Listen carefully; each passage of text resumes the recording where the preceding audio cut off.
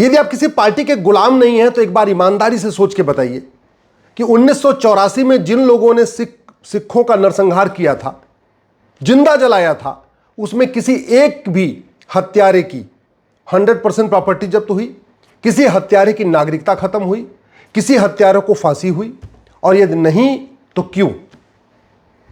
यदि आप दल गुलाम नहीं है तो ईमानदारी से सोच के बताइए कि 1990 में जिन लोगों ने कश्मीर में नरसंहार किया था, हत्या किया था, बलात्कार किया था, घर को जलाया था, आरे से काट दिया था, जिंदा काट दिया था, उसमें किसी एक भी हत्यारे को फांसी हुई?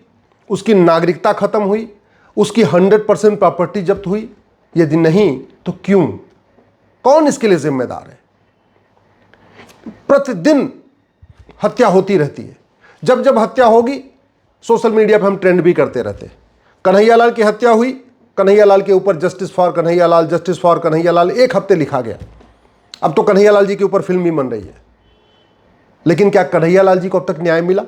क्या कन्हैयालाल जी के हत्यारों को फांसी हुई? उनकी 100% प्रॉपर्टी जब्त हुई? उनकी नागरिकता खत्म हुई? केरल फाइल बनी धर्मांतरण के ऊपर, फिल्म बनने के बाद किसी एक भी धर्मांतरण कराने वाले जिहादी को फांसी हुई या उसकी नागरिकता खत्म हुई या उसकी 100% प्रॉपर्टी जब्त हुई? कश्मीर फाइल बन गई, कुछ फर्क नहीं पड़ा, हमें पता चल गया कि कश्मीर में हत्या कैसे हुई थी। ऐसे उदयपुर फाइल बन जाएगी, हमें पता चल जाएगा कि वो कन्हैयालाल को कैसे मारा गया, हालांकि वो पहले ही पता है, लेकिन सजा नहीं होगी। राजू की हत्या हुई, कृष्णा की हुई, शिवम की हुई, बादल की हुई, नीलेश की हुई, कमलेश की हुई। ये हत्याएं अब से 10 से 15 साल पहले हो चुकी हैं। आज तक किसी हत्यारे को फांसी हुई, नागरिकता खत्म हुई, आजीवन कारावास हुआ, उसकी प्रॉपर्टी जब्त हुई? नहीं। गंगाराम की हत्या हुई, डॉक्टर नारंग की दिल्ली में हत्या हुई थी, रतनलाल की हत्या हुई, अभिजीत की हुई, रामलिंगम की हुई, रिंकू शर्मा की हत्या हुई। किसी हत्यारे को फांसी हुई? किसी हत्यारे की नागरिकता खत्म हुई? किसी हत्यारे की 100% प्रॉपर्टी जब्त हुई? क्या ध्रुव त्यागी की, चंदन गुप्ता की, बंधु प्रकाश, रचित जाटव, अंकित शर्मा, दिलवर नेगी, किशन भरवाड़, अंकित सक्सेना, कमलेश तिवारी, लखनऊ में बहुत प्रसिद्ध है उस हत्या के बारे में, गर्दन काटा था।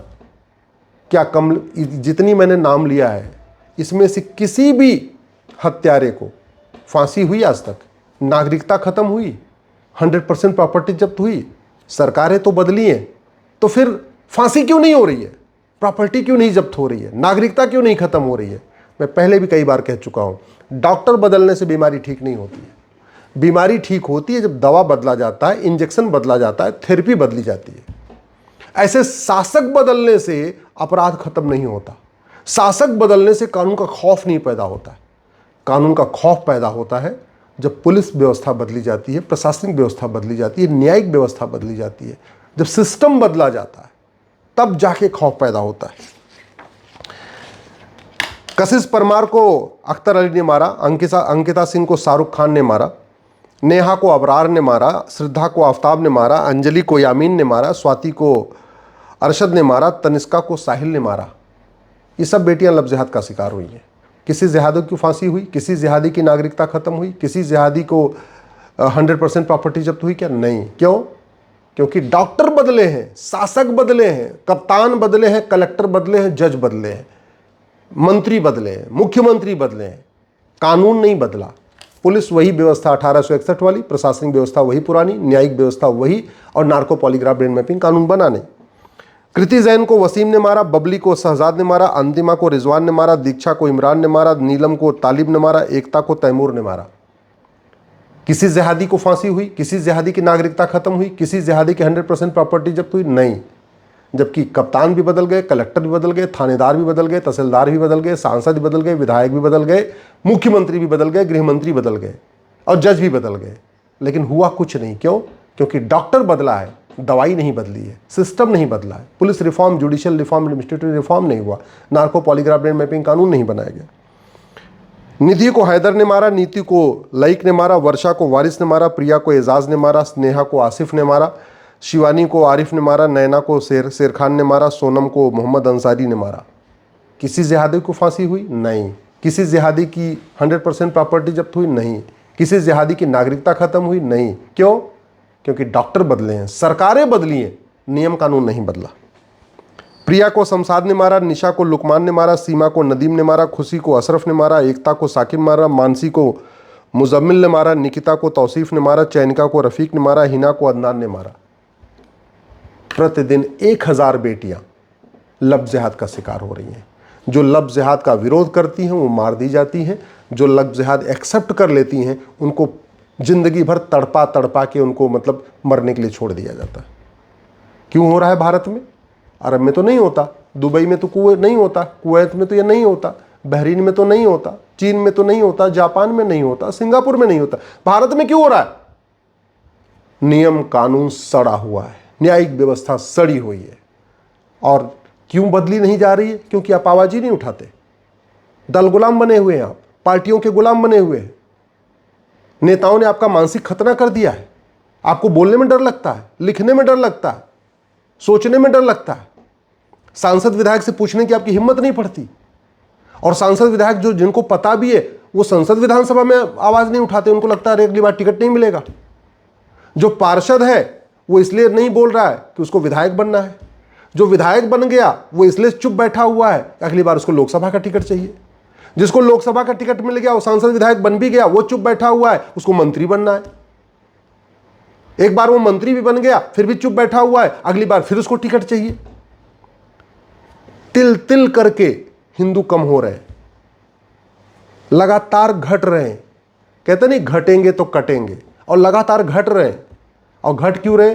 क्योंकि नियम कानून नहीं बदला, व्यवस्था नहीं बदली, और सब परेशान है। ब्राह्मण भी, क्षत्रिय भी, वैश्य भी, दलित भी इस पुलिस प्रशासनिक न्यायिक व्यवस्था से चारों परेशान है। लेकिन न ब्राह्मणों के रहनुमा इस पे बात कर रहे हैं, न क्षत्रियों के रहनुमा इस पे बात कर रहे हैं, न दलितों के रहनुमा इस पे बात कर रहे हैं पुलिस प्रशासनिक न्यायिक व्यवस्था बदलने पे, न पिछड़ों के रहनुमा इस पे बात कर रहे हैं। एलडीए बन गया है, पीडीए बन गया है, जीडीए बन गया है, पता नहीं कौन कौन सा बन गया है, लेकिन बोलने की किसी की हिम्मत नहीं है। पुलिस व्यवस्था कैसी बदले, प्रशासनिक व्यवस्था कैसी बदले, न्यायिक व्यवस्था कैसे बदले, कैसे जस्टिस विद इन ईयर लागू हो। ना इस पे पीडीए बोल रहा है, ना जीडीए बोल रहा है, ना एलडीए बोल रहा है, ना केडीए बोल रहा है, कोई डीए नहीं बोल रहा है।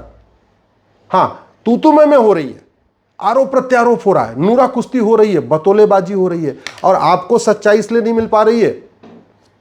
ज्यादातर पत्रकार भी दल गुलाम हो चुके हैं, पार्टियों के गुलाम हो चुके हैं। अच्छा, उनकी मजबूरी है, क्योंकि उनके चैनल के मालिक राज्यसभा जाने के चक्कर में, लोकसभा का टिकट पाने के चक्कर में वो पर्टिकुलर एक पार्टी के सपोर्ट कर रहे हैं। अब जब चैनल का मालिक सपोर्टर बन गया है तो बेचारा वो पत्रकार क्या करे, वो एंकर क्या करे, वो कुछ कर ही नहीं सकता।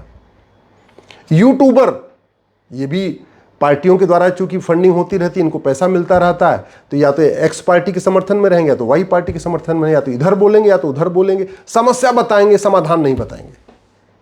वही हालत आपके लेखकों की हो गई, वही हालत आपके बुद्धिजीवियों की हो गई। आप खुद भी सोचिए ना, इतनी प्रेस कॉन्फ्रेंस होती रहती है, कितनी प्रेस कॉन्फ्रेंस होती है। किसी भी प्रेस कॉन्फ्रेंस में किसी भी पत्रकार ने गुलामी की पुलिस व्यवस्था बदलना चाहिए इस पे सवाल उठाया, गुलामी की प्रशासनिक व्यवस्था बदलना चाहिए इस पे सवाल उठाया, गुलामी की न्यायिक व्यवस्था बदलना चाहिए इस पे सवाल उठाया।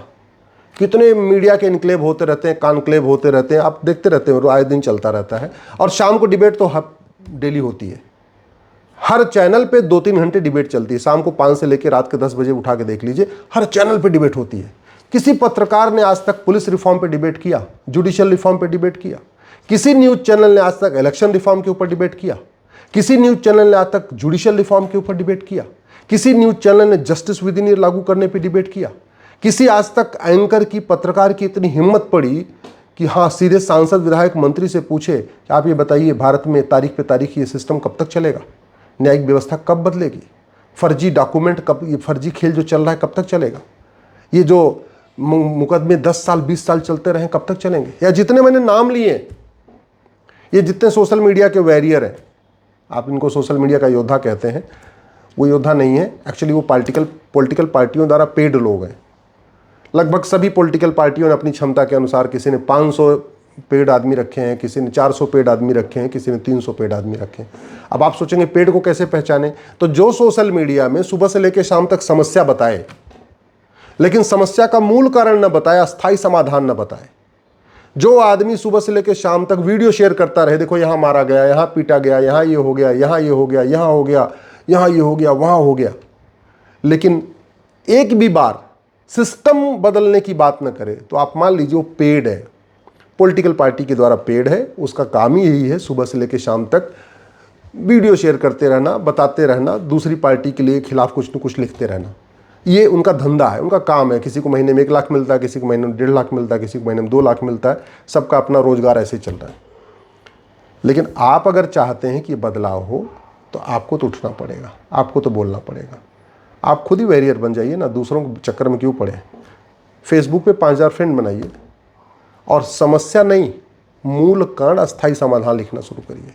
जिस दिन भारत का आम आदमी, आम जनता दल गुलामी छोड़ के समस्या के मूल कारण और अस्थायी समाधान को लिखना शुरू कर देगा, बदलाव आना शुरू हो जाएगा। केवल अकेले मेरे कहने से नहीं या 2-4 लोगों के कहने से कोई बदलाव नहीं आएगा। बदलाव तब आएगा जब सब लोग मिलके समस्या के मूल कारण, अस्थायी समाधान को लिखेंगे, सांसद विधायक से मिलेंगे, सीधे सवाल पूछना शुरू करेंगे, उनको संसद में आवाज़ उठाने के लिए मजबूर करेंगे, उनको विधानसभा में आवाज़ उठाने के लिए मजबूर करेंगे।